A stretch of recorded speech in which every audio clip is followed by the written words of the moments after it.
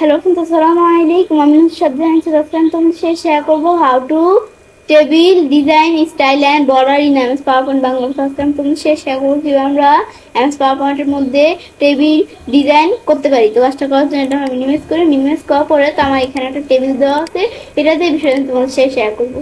তো টেবিলটার মধ্যে আমরা ডিজাইনের বিষয়টা করার জন্য এই ডিজাইন টেবিল আসবো। আসার পর আমাদের এখান থেকে প্রথমে টেবিল স্টাইলের বিষয়টা আমরা দেখবো। টেবিল স্টাইল, এই টেবিলটা কিন্তু এখন মূলত যেরকম নর্মাল টেবিলের মতো আছে। এখন আমি এই টেবিলটার স্টাইল দিতে চাই, আমি এই টেবিল স্টাইলে ক্লিক করব। ক্লিক করলে আমাদের টেবিলের বিভিন্ন ধরনের স্টাইল আছে, আমি চাইলে এই টেবিলটার স্টাইল দিতে পারি। এখন আমরা আমাদের টেবিলটা কিরকম স্টাইল দিব, আমি যদি নিজ দিকে আসি বিভিন্ন টাইপের স্টাইল দেওয়া আছে। এই যে আমাদের বেস্ট ম্যাচ ফর ডকুমেন্ট, এটা আমরা চাইলে যেইগুলো দিতে পারি, বিভিন্ন স্টাইল দেওয়া আছে। আমি তাহলে যে এখান থেকে কোনটা দিলাম, নিজ দিকে এসে ধর আমি যে কোনো এটাই দিলাম। বেশ, দেওয়ার পরে এখন আমি কি করব, আমাদের ধরো টেবিলের মধ্যে এই বিষয়গুলো দেখবো। তারপর টেবিল স্টাইল অপশন, এখন আমি যে টেবিলের স্টাইলের বিষয়টা করলাম, এখন এটা কিন্তু হেডার রো টিকমার্ক দেওয়া আছে বলে এই যে হেডার রো উপরে এটা আছে, আমি টিকমার্ক উঠে দিই, হেডার রোটা চলে গেল। আবার এই যেটা দেওয়া আছে এটাকে কি বলে, ফার্স্ট কলাম কিন্তু টিকমার্ক দেওয়া আছে, সেজন্য এটা আছে। টিকমার্ক উঠিয়ে দিলে চলে যাবে। এগুলো দুটো টিকমার্ক দেওয়া থাকে, রাখলামই। পরে দেওয়া আছে টোটাল রো কোনটা, এই নিচের যে রোটা সেটাকে আমাদের টোটাল রো বলে। দিলে টোটাল রোর মধ্যে ফরম্যাটিং করতে পারি। পরে লাস্ট কলাম দিলে ধরো আমাদের এখান থেকে যে লাস্ট কলাম দিতে পারি, তাহলে লাস্ট কলাম দিলে এই লাস্ট কলামের মধ্যে ফরম্যাটিং হয়ে গেল। পরে দেওয়া হচ্ছে ব্যান্ডেড রোস কোনগুলোকে বলে, এই যে ব্যান্ডেড রোস এগুলোকে বলে। পরে আমাদের দেওয়া আছে ব্যান্ডেড কলাম, এগুলো যদি দিই তাহলে ধরো ব্যান্ডেড রোস ব্যান্ডেড কলাম এগুলো কিন্তু আমি দিতে পারি। এটা আমি দেখলাম কি কাজ করে, দেখার পর এখন আমি যদি আবার টিকমা উঠিয়ে দিই, ধরো আমার এগুলো কিন্তু চলে যাবে। ব্যাস, এগুলো আমি দেখলাম কি কাজ করে। এটা দেখার পরে আমি যদি এখন আমাদের এখান থেকে আবার আমাদের কি করতে চাই, যে ফরম্যাটিং গুলো করলাম এগুলো আবার উঠে দিতে চাই, তো এটা আমরা এখানে আসার পরে ক্লিয়ার টেবিল দিলে যত ফরম্যাটিং করবো সব মানে পুরো টেবিলটা ক্লিয়ার হয়ে যাবে, যত ফরম্যাটিং করবো কোনো কিছু থাকবে না। পরে দেওয়া আছে শেডিং, এই টেবিলের মধ্যে আমরা শেডিং দিতে চাই, সেই ক্ষেত্রে কি করবো, শেডিং এসে কিন্তু আমরা ডাইরেক্ট টেবিলের মধ্যেই ধরো শেডিং দিতে পারি। কিন্তু এভাবে না করে আমার মনে হচ্ছে যে আমি যেতটুকু প্রয়োজন সেতটুকু সিলেক্ট করে আমার শেডিং দিব। তো সেতটুকু আমরা যদি সিলেক্ট করি, সিলেক্ট করার পরে এখন শেডিং আমরা বিভিন্ন কালার দেওয়া আছে, ধরো কালার দিতে পারি। দেওয়ার পরে এখন আমি যদি আমরা আমাদের আবার এই যে এইটুকুর মধ্যে আমরা কতটুকু শেডিং দিব, এগুলো আমরা শেডিং, এগুলোকে বলে শেডিং। আবার এই যে এখান থেকে এটার মধ্যে আমরা কিরকম শেডিং দিব, এদের শেডিং দিতে পারি। এই যে আমি যদি এমন দিই এমন চলে আসবে, এটা দিলে একটু ব্যাস, এভাবে আমি চাইলে বিষয়গুলো করতে পারি। আবার আমি মানে যেতটুকু আমরা সিলেক্ট করবো সেতটুকুর মধ্যে আমি কি করতে পারি, শেডিং এর বিষয়গুলো দিতে পারি। আমি দেই, এখানে কিন্তু এখন শেডিং চলে আসবে, আমরা দিলাম শেডিং চলে আসলো। এগুলাই কিন্তু আমি করতে পারি। এখন শেডিং দেওয়ার পর আমরা মনে হচ্ছে এখন আমরা বর্ডার দিব। বর্ডার দেওয়ার ক্ষেত্রে আমি যদি বর্ডারে আসলে বিভিন্ন ধরনের বর্ডার দেওয়া আছে, আমি নো বর্ডার দিলে কিন্তু বর্ডার উঠে যাবে, সেই ক্ষেত্রে পুরো টেবিলটা সিলেক্ট করে নিতে হবে। আমি যদি নো বর্ডার দেই, এই যে নো বর্ডার দিলে কিন্তু বর্ডার কোনো বর্ডারই নেই এই এর মধ্যে। এখন আমি যদি আবার বর্ডার আসার পরে আমি যদি আমরা আমাদের অল বর্ডার দিই, সব জায়গায় বর্ডার আছে। আবার এখানে আসার পরে আমি যদি আমাদের এখান থেকে আউটসাইড বর্ডার দিই, তাহলে চারপাশে বর্ডার থাকবে। ধরো চারপাশে বর্ডার আছে কিন্তু আমাদের মাঝখান দিয়ে কোনো বর্ডার নেই, আউটসাইড বর্ডার হচ্ছে এই কাজটা করে। পর টপ বর্ডার দিতে চাইলে ধরো নো বর্ডার আছে, টপ বর্ডার হচ্ছে উপরে বর্ডার থাকবে, এই উপরে বর্ডার আছে। পর আমি যদি এখান থেকে এখানে আসার পরে বটম বর্ডার দিই, নিচে থাকবে, লেফট দিলে বাম পাশে, রাইট দিলে ডান পাশে, এগুলো আমি দিতে পারি। আর আমরা যদি এখানে আসার পরে অল বর্ডার দিই, তাহলে পুরো টেবিলটার মধ্যে বর্ডার থাকবে। অল বর্ডার দিলে এটা হচ্ছে অল বর্ডার বিষয়। পর আমরা ইনসার্ট হরিজন্টাল, ইনসার্ট ভার্টিক্যাল এগুলো দিতে পারি। পরে এই ডায়াগোনাল আমাদের ডাউন বর্ডার, এটা দিলে এই ডায়াগোনাল ডাউন বর্ডার দিতে পারি।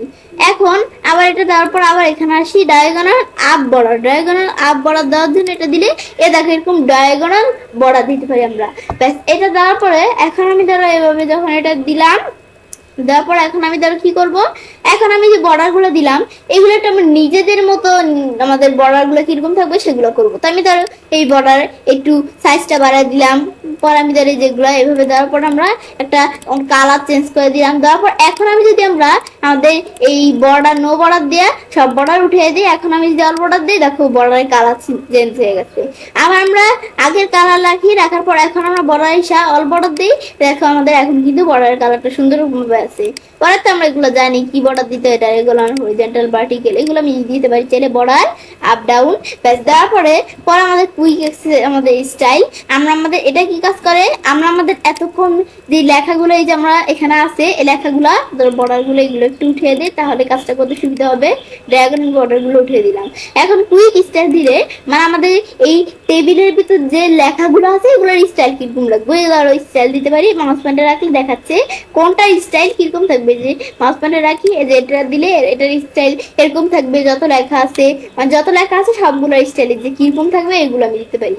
এটা আমি দেখলাম, দেখার পর এখন আমি ধরো এটা দেওয়ার পর আবার আমি যদি চেঞ্জ করতে চাই এখানে এসে আমি চাইলে চেঞ্জও করতে পারি।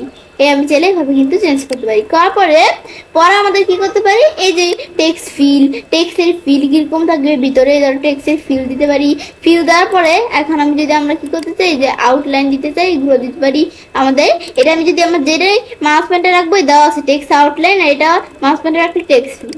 টেক্সট আউটলাইন আমরা কিরকম দিব, ধরো ব্ল্যাক কালার রাখলাম, বাস এগুলো আমি টেক্সট আউটলাইন দিতে পারি। পরে উইথ কিরকম থাকবে আউটলাইনে ধরো এই যে উইথ বাড়াইতে কমাইতে পারি, তারপর ড্যাশ ড্যাশ দিতে পারি, এগুলো আমি দিতে পারি নিজেদের মতো।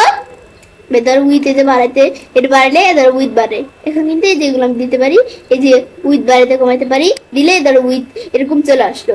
এটা দেখার পরে এখন আমি যদি আবার আমরা ইফেক্ট দিতে চাই, টেক্সট ইফেক্ট মানে আমরা যে টেক্সটের বিষয়গুলো করলাম এগুলো ইফেক্ট দিতে চাইলে আমরা এই জিনিসের মতো এই যে শ্যাডো অনেক বিষয় দেওয়া আছে ইফেক্ট দিতে পারি। এ দিলে কিন্তু নিচে এই যে শ্যাডো চলে আসে। পর আবার আমরা এটার পর আমরা যদি আবার এই যে এখান থেকে এদিকে আসি, আসার পরে রিফ্লেকশন কিরকম থাকবে রিফ্লেকশন দিতে পারি, গ্লো কিরকম থাকবে গ্লো দিতে পারি, এবার গ্লো দেওয়া আছে গ্লো দিতে পারি। পর আবার এখানে আসার পরে গ্লো এর পর আর বিভিন্ন অপশন দেওয়া আছে এগুলো নিজের মতো আমরা দিতে পারি। পরে আমরা এখন শেডিং আর বর্ডারের বিষয় দেখছি। এখন এই ইফেক্টটা কি কাজ করে, এটা হচ্ছে পুরো আমাদের টেবিলের জন্য ইফেক্ট। আমাদের সেল বিবেল কিরকম থাকবে, সেলের মানে সেল যেগুলো আছে এই সেলগুলার বিবেলটা কিরকম থাকবে এদের আমরা কিন্তু দিতে পারি। এটা দিলে এদের এরকম বিবেল চলে আসবে, এগুলো বিবেল দিতে পারি। পরে আমরা এই যে আবার এখানে আসি ইফেক্টে, আসার পর বিবেলের পরে আমি যদি শ্যাডো দিতে চাই এদের শ্যাডো দিতে পারি। এখানে ধরে এই যে আবার এরকম দিয়ে এরকম এদের এরকম শ্যাডো দিতে পারি আমরা টেবিলে, মানে শ্যাডো মানে হচ্ছে ছায়া, টেবিলে শ্যাডো দিতে পারি এগুলো। ব্যাস এটা আমি দেখলাম কি কাজ করে। দেওয়ার পর আবার এখানে আসি পরে রিফ্লেকশন, আমি যদি রিফ্লেকশন দিতে চাই এদের রিফ্লেকশন দিলে নিচ দিকে আসি এদের টেবিলের রিফ্লেকশন কিন্তু চলে আসছে, এগুলো আমি নিজেদের মতো দিতে পারি। দেওয়ার পরে এখন আমি আমাদের যখন এগুলো করলাম তারপর আমরা যদি এখন মাসে আমাদের মানে বাইরে কাজ রাখি, দেখো কত সুন্দর করে বিষয়টা হয়ে গেল। ব্যাস এখন আমি দেখলাম এটা কি কাজ করে। এখন আমি এখান থেকে যখন টেবিল নেই এখন কিন্তু এই যে আমরা এই বিষয়গুলো দেখলাম, এখন ড্র টেবিল আর ইরেজারের বিষয়টা কি এটা একটু দেখি আমরা। তো সেই ক্ষেত্রে আমরা ড্র টেবিলে আসি, আইসা আমি চাইলে ড্র টেবিল দ্বারা কি করতে পারি, আমি একটু টেবিল আঁকতে পারি। এবার ড্র টেবিল দিলাম, এবার এখানে কিন্তু একটা টেবিল চলে আসলো।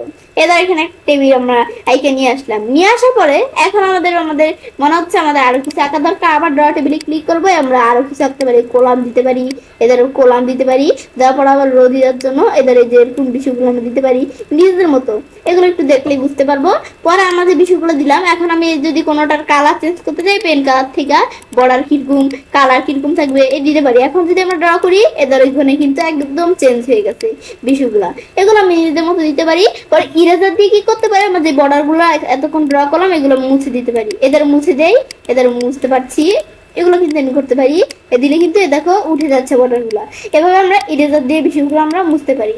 ব্যাস এখন আমরা আবার উঠে দিলাম, ব্যাস হয়ে গেল। এখন আমি যদি এটা আমাদের টান দিয়ে নিয়ে এদিকে আসি, দেখো বিষয়টা কিন্তু এদের আমাদের বর্ডারটা আমাদের টেবিল তৈরি হয়ে গেল। আবার ডিলিট করলে বিষয়টা ডিলিট হয়ে গেল। তাই আমি বিষয়টা দেখলাম কি কাজ করে। ব্যাস তো এবার আমি চাইলে কাজটা করতে পারি। এবার আমরা খুব সহজেই আমি স্মার্ট বোর্ডের মধ্যে টেবিল ডিজাইন করতে পারি। ফ্রেন্ডস, আমার আজকের ভিডিও তোমাদের ভালো লেগে থাকে তোমার চ্যানেলটি সাবস্ক্রাইব, লাইক, কমেন্ট এবং সবার সাথে শেয়ার করবে।